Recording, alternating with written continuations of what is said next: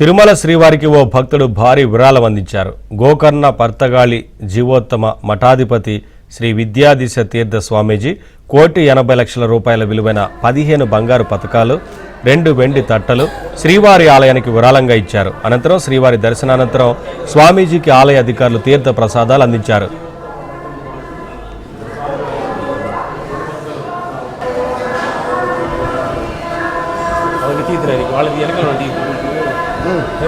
చాలా తీసించాలి